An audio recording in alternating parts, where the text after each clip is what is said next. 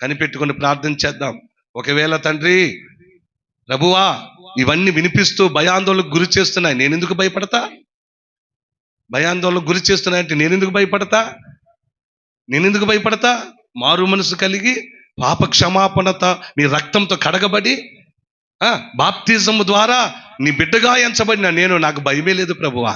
ఒకవేళ ఇది రాకడకు సూచన అయితే ఎత్తబడే గుంపులు నేనుంటానయ్యా, ఎత్తబడే గుంపులు నేనుంటాను ప్రభువా. ఎత్తబడతాను యేసయ్యా, ఎత్తుకొని పో యేసయ్యా.